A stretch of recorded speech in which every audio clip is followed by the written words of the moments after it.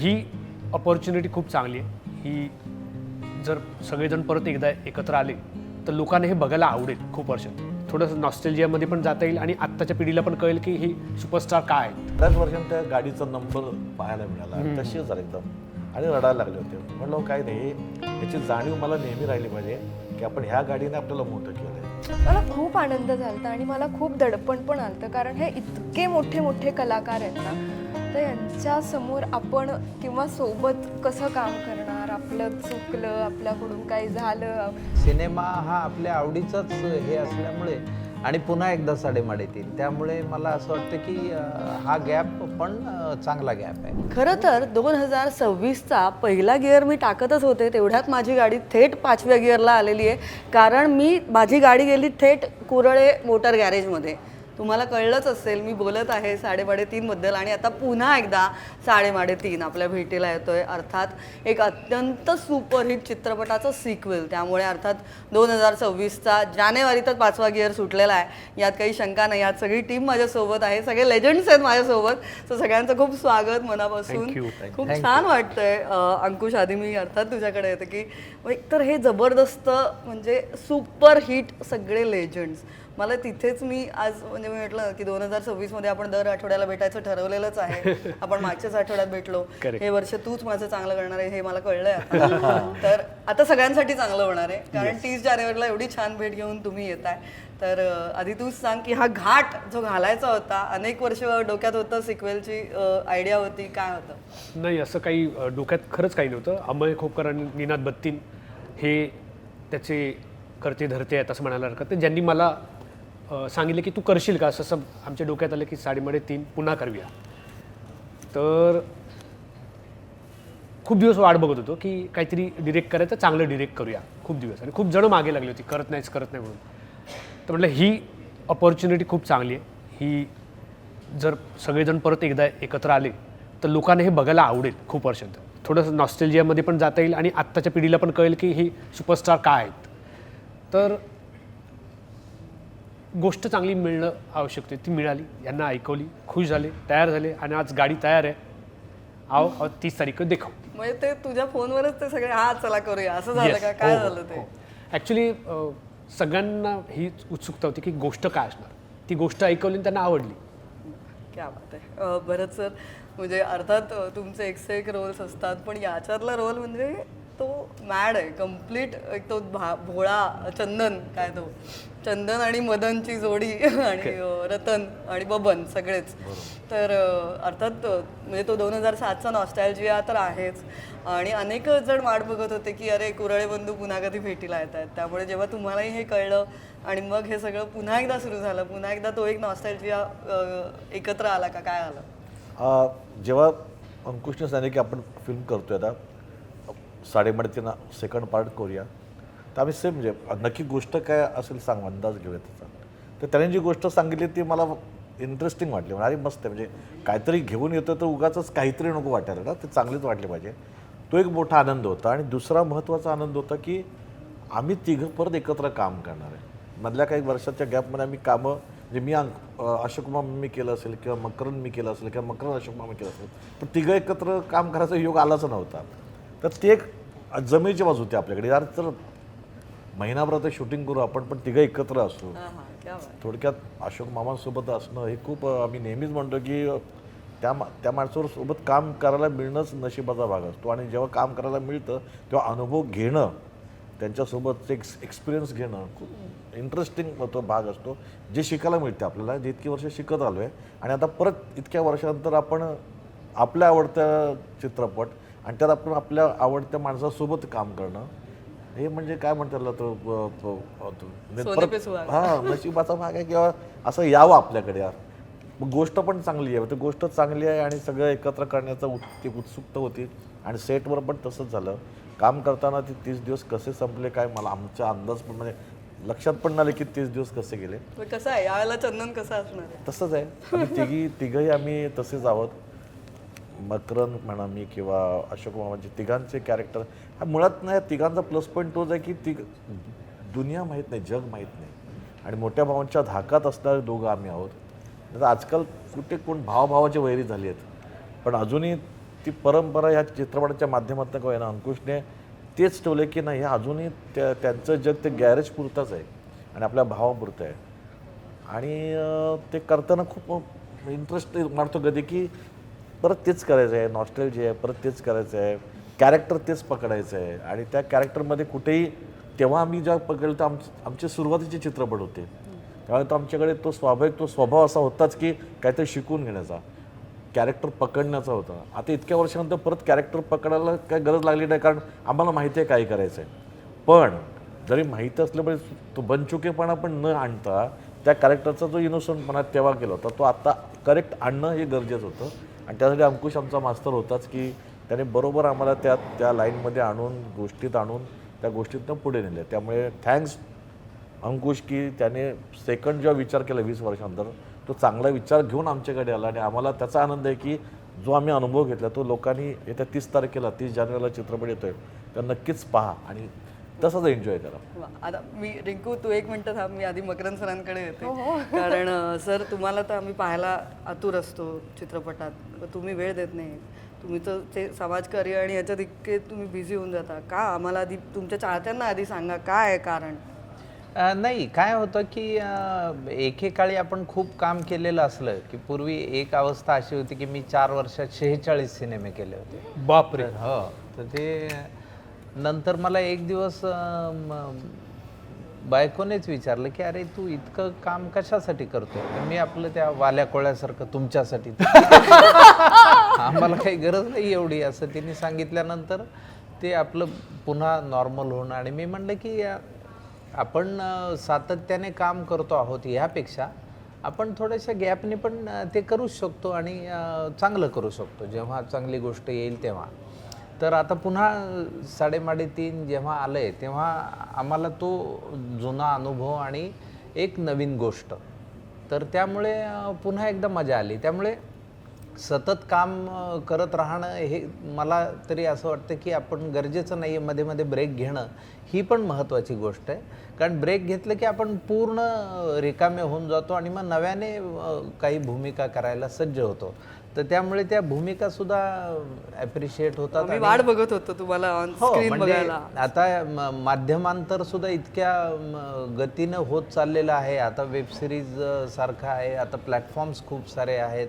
त्यामुळे वेबसिरीज करतानाही एक वेगळी मजा आहे आणि सिनेमा हा आपल्या आवडीचाच हे असल्यामुळे आणि पुन्हा एकदा 3.5 त्यामुळे मला असं वाटतं की हा गॅप पण चांगला गॅप आहे. पण याच्यानंतर गॅप पुन्हा मोठी नसणार आहे ना? नाही नाही, मी चांगले चित्रपट आले की त्याला ऑलरेडी पुढच्या पिक्चरसाठी साईन केलेलं आहे.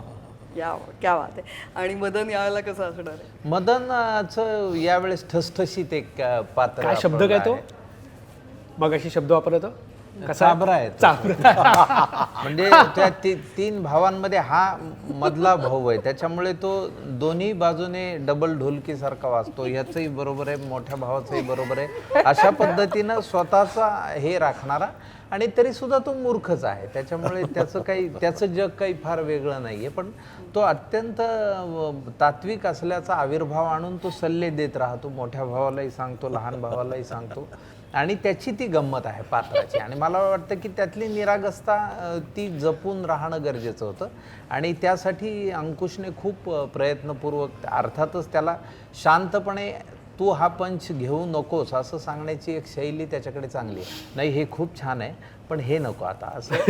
आणि तरी नटाने ऐकलं नाही तरी एडिटिंग टेबलवर आहेच आहे तो. त्याच्यामुळे तसा ही भट्टी मात्र उत्तम जमली कारण रिंकू नव्याने आली यामध्ये.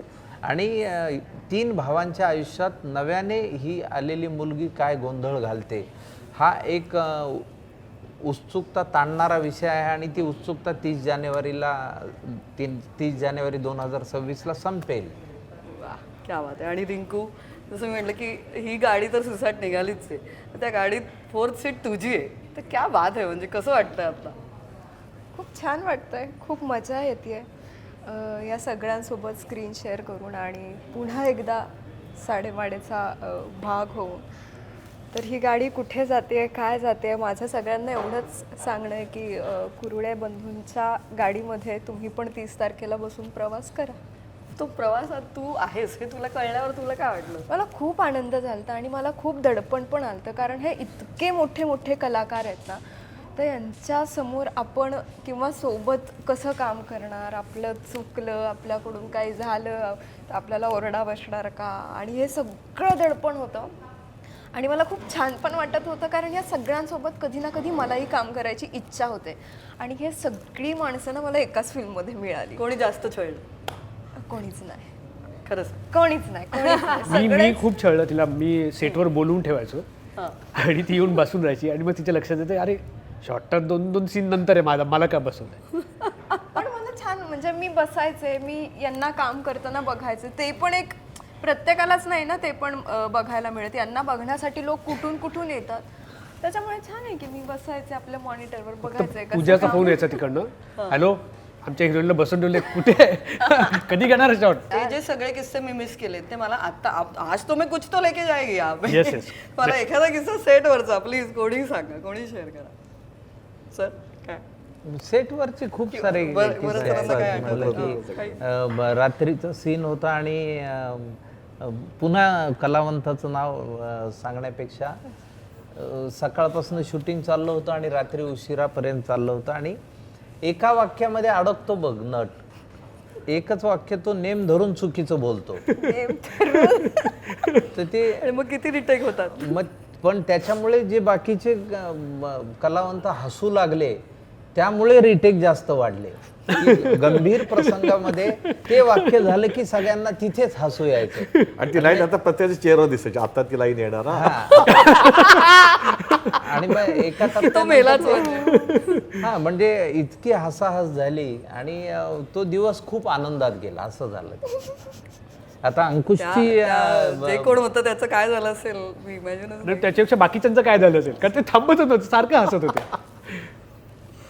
आणि बरंच सर एखादा किंवा अशोक मामांबरोबरचा एखादा काही किस्सा. नाही मामांबद्दल काय मला चित्रपटात मी तेव्हाही एका डायलॉगला मकरांच्या मी खूप हसलो होतो. मी सगळेच हसलो होतो. आणि नंतर डबिंग करताना पण त्यानंतर माझी वाक्य घेताना पण मी डबिंग थांबून पूर्ण एन्जॉय करत होतो. त्यात एकच पंच येतो, म्हणजे पुऱ्या पिक्चरमध्ये भरपूर त्याने हसवलंच आहे, पण त्या शेवटच्याला ना तो इतका छान, मी आता बोलत नाही ते काय ते, पण ते सेटवरही मी हसलो होतो. आपल्याला माहिती आहे की अरे किती हसायचं, माहिती आहे आपल्याला पंच काय आणि काय. पण डबिंग करताना पहिल्यांदा ते समोर आलं ना, सीन आला आणि मी तिथे थांबवलं होतं, परत हसायला लागलो आणि नंतर माझा सीन केला वगैरे. तर असं खूप आव्हानं येतं असं की आपण माहिती असतो पंच काय आहे काय. एकदा दोनदा आपण नंतर पण माहिती आहे का आपण काय हसायचं ना, पण तो फ्रेशनेसपणा त्या पंचात तेव्हा तिथे सेटवर पण होताच. आणि जेव्हा एडिट केल्यानंतर जेव्हा शूट एडिट केल्यानंतर जेव्हा डब करायला गेलो तेव्हा पण मी हसवतो. मला असं वाटतं की तो म्हणजे मकरांचंच आहे, काय टायमिंग असेल त्या सेटवरचं. आणि कधी कधी सेटवरचं टायमिंग जुळतं, पण कधी ते एडिटमध्ये किंवा आपण ह्याच्यात ना ते जरासं मिसमॅच होतं कधी कधी, जास्त महत्त्वाचा विनोद असेल तर इथे काही नव्हता. तोच फ्रेशपणा मला त्या डबिंग करताना त्या वाक्याला मी थांबवलं डबिंग, थांब जरा नंतर करूयात, जरा मी पूर्ण हसून घेतो ना मग करू. आणि डबिंग संपल्यावर ह्यांनी फोन पण केला. फोन केला. अच्छा, मला मी 2007 मध्ये काय तेव्हा तुम्हाला भेटू शकले नाही. मला आज 2007 मधल्या 3:30 मधलं जी ती पावसाची रात्र होती आणि मग ते अंधाराची रात नावाचं जे गाणं शूट झालेलं होतं, जे अर्थातच एक छान चलती का नाम गाडीचा सुंदर नॉस्टॅल्जिया इन्स्पायर्ड आहे. तर त्या गाण्याचा एखादा किस्सा प्लीज. त्या गाण्याचा किस्सा म्हणण्यापेक्षा मी सांगू का, ते गाणं शूट होताना पाऊस पण ते खोटा पाऊस होता आणि सगळं आम्ही ते करत होतो आणि गॅरेजमधलं. त्यांना मी जाऊन फ्रेम बघायचो ना सतत. मी संजयला मी तेव्हाही म्हटलं होतं की मी त्याच्या आधी खूप पिक्चर केले होते. म्हणजे असं नाही की मी खूप देखणं आहे, मी देखणं नाही आहे, पण तो ज्या पद्धतीने फ्रेम लावायचा ना, तर मी माझ्याच प्रेमात पडलो होतो. अरे मस्त दिसतो रे लाईटिंग आणि चेहरा छान वाटते क्लोज बिल वगैरे. त्या गाण्याच्या यालाच माहिती टप्प्यात येतो आणि असं शोधतो झु झु झु झु झु झु. मी त्याला म्हटलं ते कारण मी ह्याच्या आधी पण पिक्चर केलेत, मी देखणं नाही दिसलं, कॅरेक्टर काम म्हणून दिसतं, पण इथे देखणं दिसलं असं मला वाटायचं. पण ना ते कला काय म्हणजे संजय जाधव मग काय त्यालाच जमू शकतो. क्या बात. काय चिकना केला होता मला. या फिल्मला देखील आता सेकंड आता पार्टला नवीन देखील तो आहे, संजय जाधव आहे. वा वा. आणि त्या फिल्ममध्ये पहिल्या पार्टमध्ये अमृता खूप छान दिसली आहे तिच्या एंट्रीला किंवा तिने काम केलं.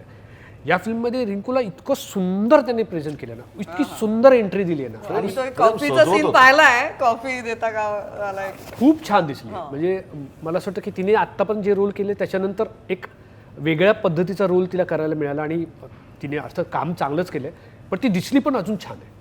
रिंकू, संजय जाधवचा कॅमेरा समोर, अंकुश चौधरी यांचं दिग्दर्शन आणि हे सगळे एकत्र, अजून काय हवं? अब क्याही बोलो की.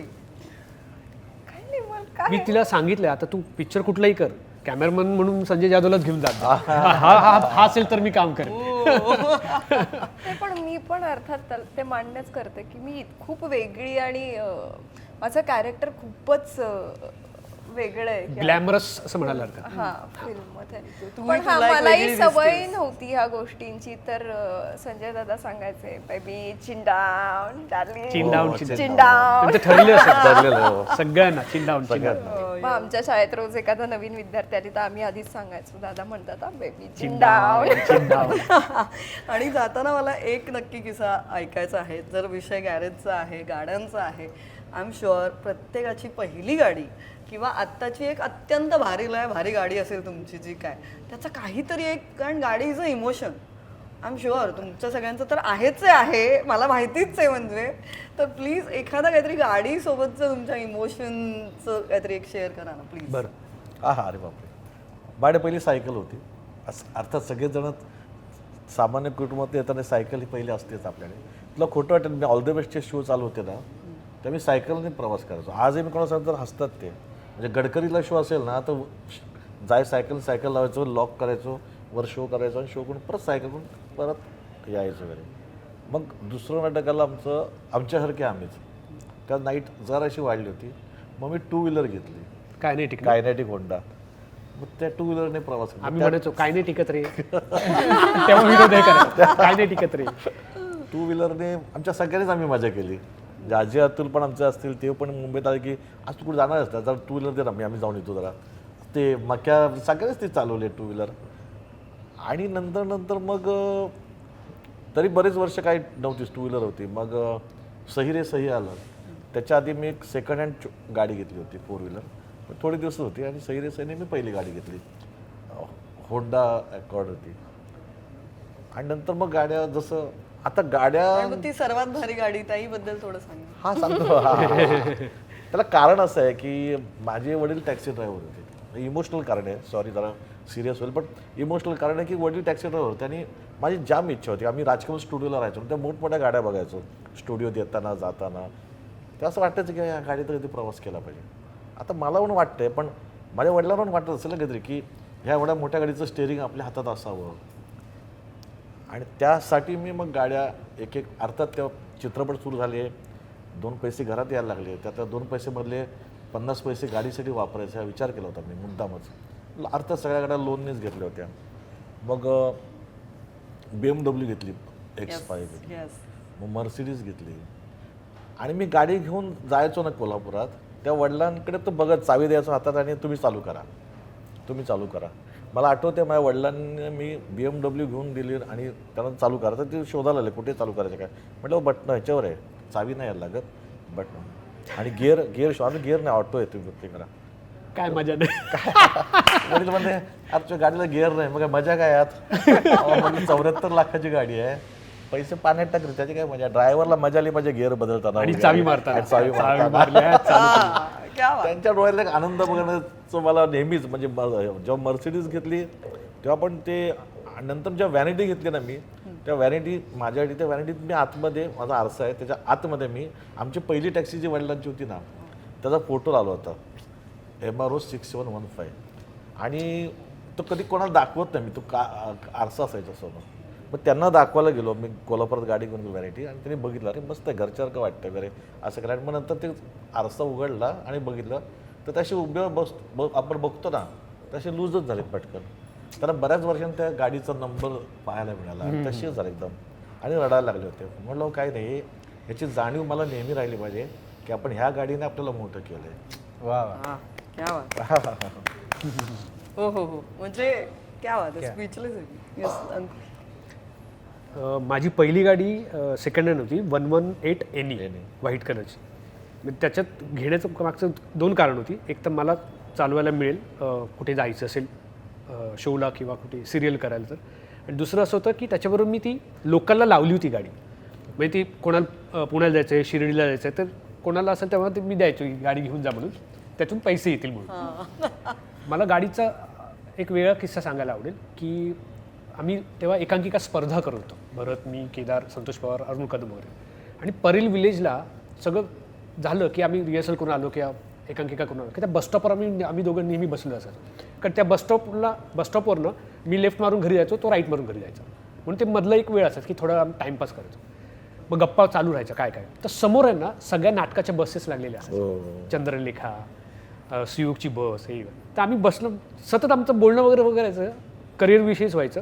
आणि असं नेहमी वाटायचं की या बसमध्ये कधी बसायला मिळणार, या बसमध्ये कधीतरी बसायला मिळालं. आणि मग पहिलं नाटक ऑल द बेस्ट चाललं तेव्हा आम्ही त्या चंद्रलेखेच्या बसमध्ये होतो. तेव्हा जो आनंद होता बरंच म्हणजे सांगितलं होतं. तर इथे प्रशांत दामले झोपत असतील, इथे मोहन जोशी झोपत असतील, इथे दिलीप प्रभावळकर असतील, असं ते त्या बसमध्ये बसताना फिलिंग होतं. आणि त्या बसमधून पुण्याला जाताना असं वाटत अरे क्या वाट आहे, ओळखायचं कोणीच नाही. कारण आम्हाला त्या फिल्ममध्ये आपल्या नाटकामध्ये नावांनीशी कोणालाच ओळखायचं नाही की हा भरत जाधव आहे किंवा हा अंकुश होते.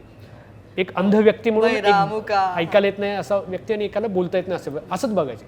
हा जे म्हणतो ना सायकल लावायचा, तो सायकल लावून वरती नाटकाला जायचा ना, गर्दीतून वर जायचा, कोणी ओळखायचंच नाही त्याला किंवा मला पण नाही ओळखायचं. पण आम्ही गर्दीतून चालत चालत जायचो. तर तो बसचा किस्सा मला नेहमी आठवतो. त्या आत्ताही मी तिथे जवळ राहिला, असं टर्न मारत असं मी नेहमी त्या बसेस आहेत का बघत असतो.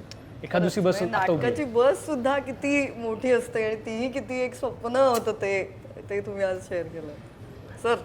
मी माझ्या गाडीचा किस्सा असा आहे की मी पहिली घेतली होती मारुती 800 आणि एक दिवस, आणि मला गाडी येत नाही.